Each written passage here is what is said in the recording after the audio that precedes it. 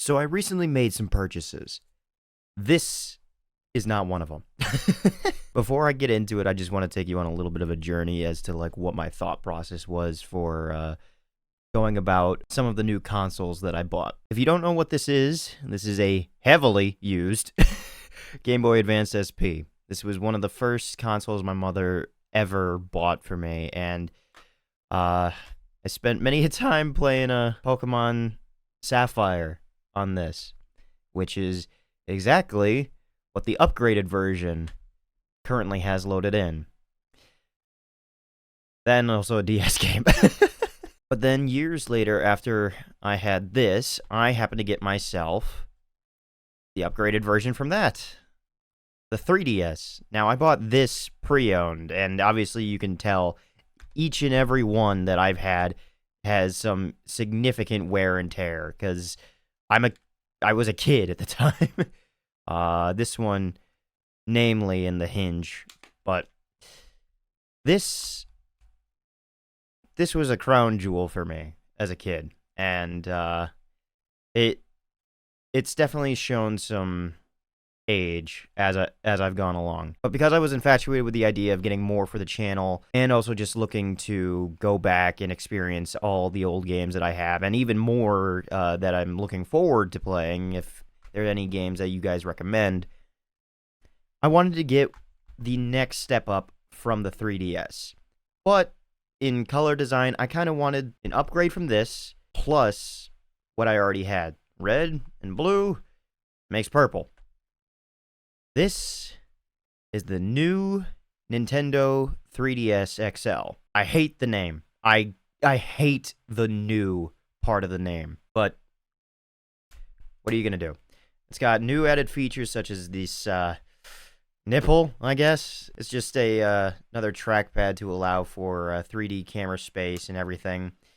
3D stereoscopic view is a little bit better in this.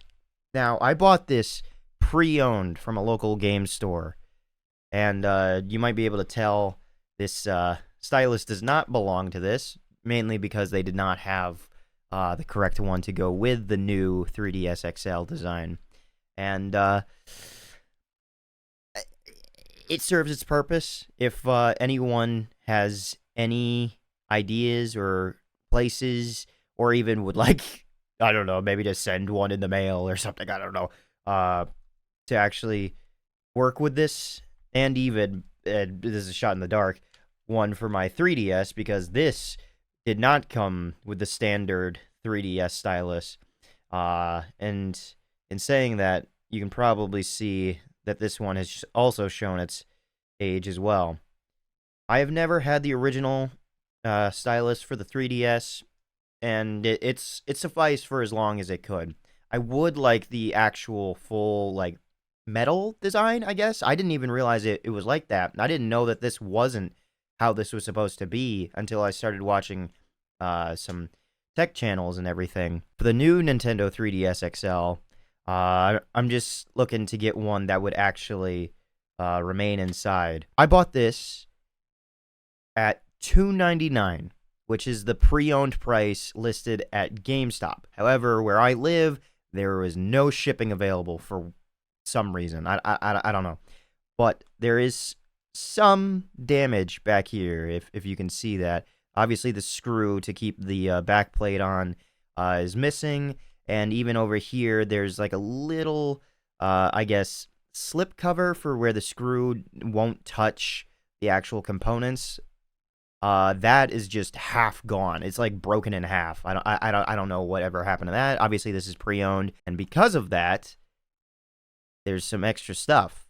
But the most important bit about this is that even though it was listed at $299, when I was rung up by the cashier, they mistyped it, and I got this for $199 instead. I didn't even realize until I got home that I had saved $100. I was just ready to spend what I was comfortable with on what I wanted. Now, I'll just boot this up to show some of the features real quick, because there's something unique about this one, is this. This is modded. I have never been really into the whole modding scene. I don't really have a desire, I guess, to really mod a console before I get going anywhere else. I just want to show off how I'm going to record this. Obviously, with this angle, this is something that is more akin to pretty old, back when the 3DS and the DS first came out for YouTube. I kind of miss that old nostalgic feel of the campiness of a bad camera. That being said, I would like it to be a little bit more high quality because I don't know why, despite me locking down everything for this goddamn webcam, you can see that the color for the background, this towel that I have, just keeps changing. I have locked down the white balance and everything, and I don't know why it keeps changing. But for what I need it to do, it's enough. I'm just going to plug in this aux cord that I have available, and I'm going to make sure that the audio is just running through my audio interface, and it's going to be recording through the mic that I'm using right now. There we go. That should be a little bit better. Yeah, everything should be working as it should. As you can see, this has quite a few apps on it, and that's because it's pre-owned. I got a memory card in this as well. They didn't even check. Oh my god, I got $100 off and a bunch of free games from some poor kid, I guess. I don't even know. I've checked back through the user data, and it seems like after these two apps, that I have no idea what they're about, after these were installed, all data just seems to, like, disappear. And then all of a sudden, maybe 6 months from when I bought this, whoever owned this previously only played for, like, 3 months. They bought it, played on it for 3 months, and then sold it to the shop where I got it. I don't know who did that, but hey, if you're dumb enough to leave all these installed for me, so be it. That makes me happy. Now, just to make sure everything was running A-okay, I did some tests with all the other controls. The stereoscopic 3D does match up with my eyes, but for recording's sake, I don't think I'm going to be using it because if I do that, it just affects the screen even more. I do know that there's different qualities of screen for the 3DS or new 3DS or even just the 3DS XL designs. I'm not sure. I've just heard that. I don't really care to know. I'm better off not knowing than I am knowing. I have all these games available to me, and I have not touched a single one of them. There are a few that I already owned previously, such as Mario Kart 7,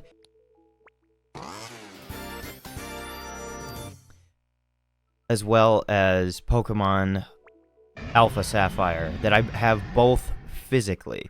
But that being said, I'm not opposed to playing any of the other games that are on here readily available.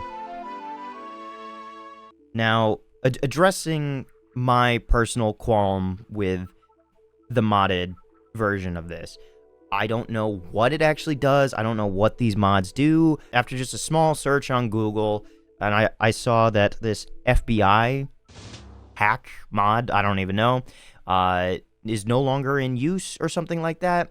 This specific mod, I believe I saw retired or was shut down in 2017, which is when this Galaxy design of the new 3DS XL released. But in regards to this, I have no idea. I just simply said, nope, I'm not going to touch that, simply because it has the year on it. Makes me think that this is also old, kaput. I have no reason to use it. And as far as I know, there's no way for me to remove it because it is just embedded into the system now. And if I ever were to try and remove it, a lot of people online say that you have a higher chance of bricking the console rather than just removing it. And that's something that I'd rather not risk. So it's just going to remain on there entirely. But again, I bought this kind of for recording sake, because I've got all these other consoles that if I really wanted to, I could just play them there. Now, I'm not opposed to playing anything, but just using this DS cartridge as an example, I just want to show the different size and screen of what playing on that red DS versus why I would want to record on this screen instead. If you hold the start button and launch a game, it launches in the native aspect ratio of the DS, which is much smaller than both screens. So being able to record on this screen, or view of the screen, would actually benefit heavily. Now, as cool as this is to add to my collection and having it available to record and everything, I didn't stop there. I also got this hunk of junk. This is the PS Vita. This is something that when I was getting a 3DS initially, this was also releasing around the same time, and I was really interested in what this played like and how all the technology involved in it was designed around, because this is a PS3 in your pocket, because the PSP was a PS2 on the go in name. I'm just going to boot this up so we can get this started. Now, you might already be able to tell just based off the loading of this. This is a little bit more quality of a recording for this specific console rather than the 3DS, because the screen here is not the same. This is an OLED screen. Now, I will have to work out the kinks for this camera angle. Obviously, you can see a light here as well as a light over there, which was originally meant to be used for a webcam for my face, which I would put probably here, if anything, if I used the green screen, or maybe up there.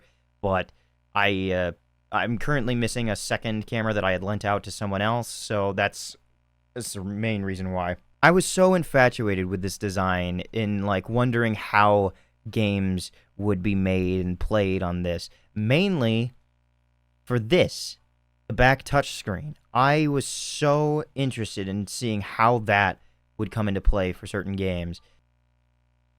I'll just load up the welcome park here to get us started, to show off a little bit of like what it's about for some of the controls. In fact, I actually need to pop in the audio jack for this one as well. There we go. That should be talking to us now.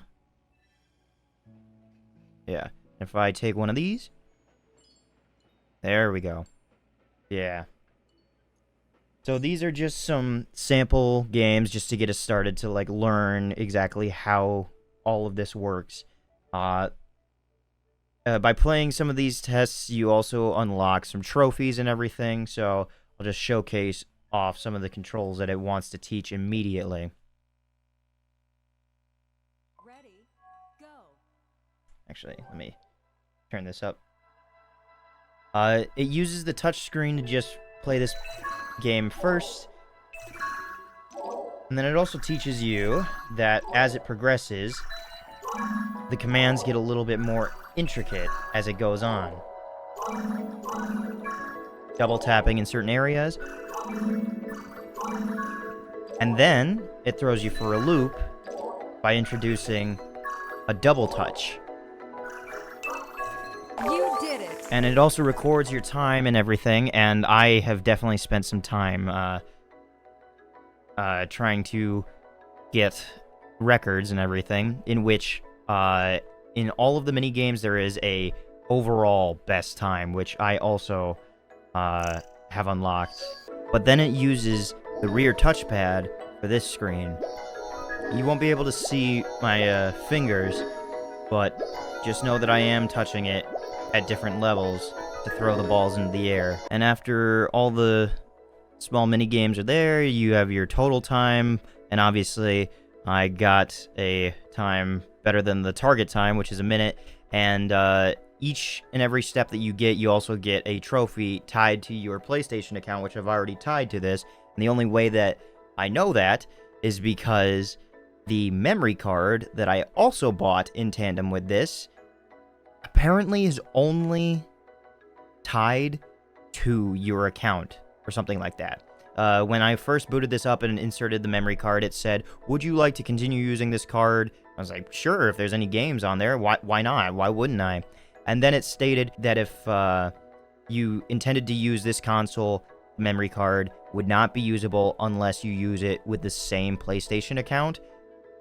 I wouldn't have had access to the memory card unless I had the login information, because it needs to sign into it as well. So I just had to wipe the card, unfortunately. And this Vita here cost me $169.99, and the memory card was $14.99. I only got an 8GB memory card, mainly because a lot of the games that you get as a physical card require, at most, like 8 megabytes of data. And even then, some of the higher ones, like the Uncharted game, just use the most, and it's still in the megabyte range. The only time that you would really want to use a memory card for this is if you're downloading games from the internet or the PlayStation Store to this directly. This console was just a real, like, nostalgic desire for me in particular. When this first came out, I was so interested in seeing it, and it never ever left my mind from the moment I first tried it out in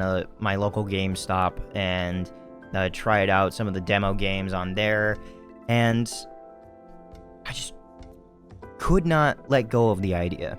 Now, I will say, after all this time has passed, there are certain functions that just no longer work, such as near over here. This function is just not usable. It's equivalent to the Street Pass function of a 3DS, where if you walk by someone, you can find someone else who happens to have that same console, and then your users interact with one another. So like a me and a me get to say hi to one another. But for this, I don't know how this functioned at all, because this literally has stopped functioning as far as I can tell. I don't know if maybe there's like a way to mod this in to bring it back, if people have brought like the servers online by themselves, but that's also something that I'm just not looking into, is modding this for recording's sake.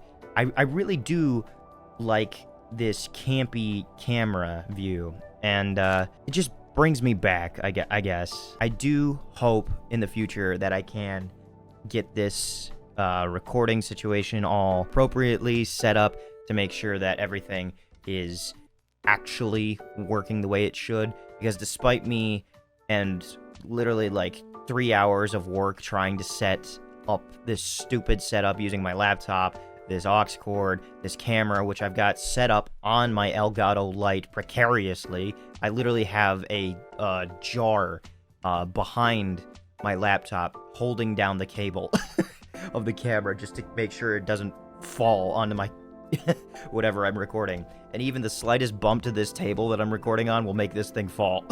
But I guess the idea of me being an idiot just doesn't stop there. This is how you know I've lost my goddamn mind. The Wii U, I got one of these too. This was not purchased at my local game store, because this one actually could be shipped to my address. And I don't know why this one specifically, but this is a refurbished Wii U. The only wear and tear literally that I can see is this. I don't even know what that is. It's probably just a minimal scratch, and it doesn't affect the camera at all. The only thing that I would say that I don't really like with this being pre-owned, I don't know if you can tell based off the color, is just this stylus is not the same color. This is a DS stylus, and it's ever so slightly gray. It is not black like the design, unless that's how it initially came, and I'm a moron. I don't know. I'm just gonna plug this in so we can get the audio for this as well. Yeah, I've taken the time to set everything up for all of these consoles to make sure that they do work, and that's something that I'm very happy about, is that they all actually work and do what I want them to.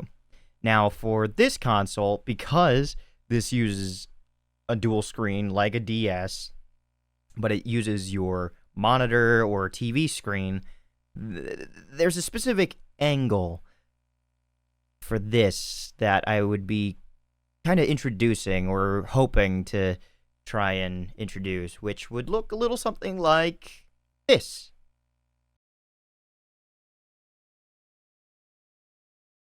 Mainly because this screen will also feature things that aren't on the main monitor when I get around to recording this using the HDMI view through an actual capture card. This one I'm a little bit more comfortable with. I'm really just hopeful that I can introduce something a little bit fun for the channel and any games that I can play on this. Now, price-wise, this was listed at $129.99. But when I checked out online for GameStop, I did not pay that. You see, I had a gift card as well as the ability to have free shipping. So I did the dumb thing and may have splurged a bit. As you could tell, there's a mixed bag of things here, so let's go through them, shall we? Going in alphabetical order, I've got Freedom Wars for the PS Vita, which I believe is actually getting a remaster, maybe, on the Switch 2. I have heard this title when I was looking it up initially, but this was really cheap, listed online, and this was initially a PS Vita exclusive, as was this game, which unfortunately I don't have the official box art, but Gravity Rush was initially a PS Vita game that has since had a remastered version as well as a sequel for the PS4, I believe, last I knew. And that's actually something that I'd be interested in adding to the channel is any sequel games that you guys might be interested in. You can always just let me know. And then we've got Little Deviants here, which is basically the de facto game for the PS Vita if you want to test out every single function because it uses the rear camera, the touchscreen, the microphone, apparently, the motion sensor. It literally uses everything in the game. And I didn't know this. I doubt this is actually true, but this game only has these scan cards in it, and I don't know if it's important to this game alone. I did know that this was a thing for the PS Vita, but I don't know if these AR play cards were originally meant for Little Deviants, or if I just got really lucky with this pre-owned copy. Because I got all of this from GameStop, and whenever I've interacted with them in person, in store, I've never been lucky to receive something extra. But this game was a little bit harder to acquire because this one was constantly coming in and out and in and out and in and out and in and out of when I could buy it, because there was only one copy available every other day, basically. And that is why I've got the German version, apparently. Tearaway is another game that I believe does have a remaster on the PS4. But some of the play functions that are included in this are a little bit more akin to the Vita than the remastered version. So it feels like something is taken away, as I've heard, but it's not like it would detract from the experience of the PS4 version. So I wanted this version specifically. After that, I've got another GameStop case here with Uncharted Golden Abyss. Now, the reason I have this is because one of my friend's favorite series is Uncharted.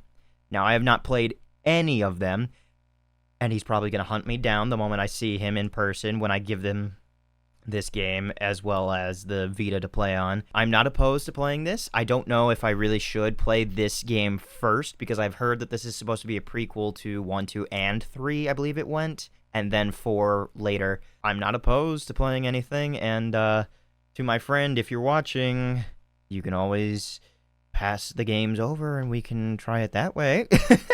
Next up is Unit 13, which is another exclusive for the Vita.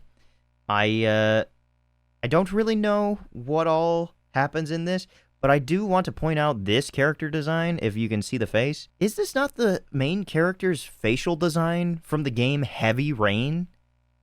Like, maybe they use the same model for this, and that would make sense because it's a Vita game, because, like, why would you spend unnecessary things on something that you probably won't see if this is a first-person shooter or anything? But, really? But the fun doesn't stop there, because you know I had to get something for the Wii U. And that's why I got Super Mario Galaxy 2. Yeah, no, this is a Wii game. I have the original Super Mario Galaxy for the Wii, and this was something that when I was younger, I always wanted, but I just personally never had enough money to get the second game because I was also getting other game consoles at the same time and games for that. So this was just a personal buy. But the Wii U also is basically just a Wii in disguise. It has a function in which it just allows you, by backwards compatibility in the Wii channel, it says, to play Wii games. I also got this, Kirby's Epic Yarn. I loved this, playing the demo constantly at GameStop, and there's just something about these style games that just draw me in, which is why I also got Kirby and the Rainbow Curse for Wii U. Something about artistic games just draws me in, and I think it says something about my brain chemistry in the fact that within the same week of me buying this, I also bought the entire collection of the Doom games on PC. And continuing on, I also happened to buy Nintendo Land for the Wii U, which is supposed to be technically a pack-in title for the Wii U. I did not get that, obviously, because pre-owned console, refurbished, and everything, which is something that I also want to bring up. I don't know if it was just something that GameStop did, but it looked like the outside of my Wii U, the physical console itself, looked like it was sandblasted, because I was pretty sure, like, there's supposed to be, like, a different finish on the outside shell, I guess. It looked like it was, like, sanded down and, like, smoothed out.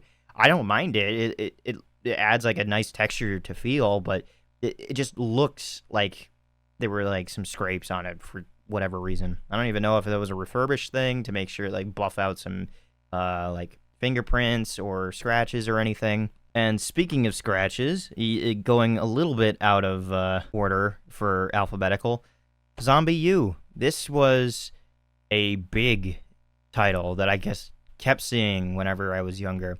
I did not realize at the time that this is actually a remake, I guess, of Zombie. Literally, that's just the title of a previous title. Zombie U is just like a retelling of the same game with new controls. I did not know that at the time, and I think that's really, really cool.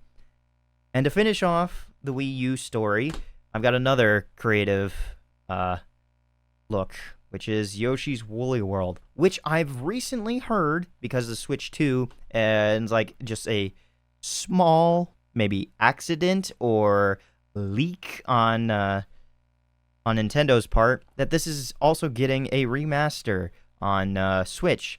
And because a lot of the games that they release that do that from Wii U to Switch, normally that means that there's going to be added levels to those types of games. So this might not be the best version to buy anymore. It's certainly not the only version to buy anymore. I just couldn't pass it up. I love these stylized games. It's just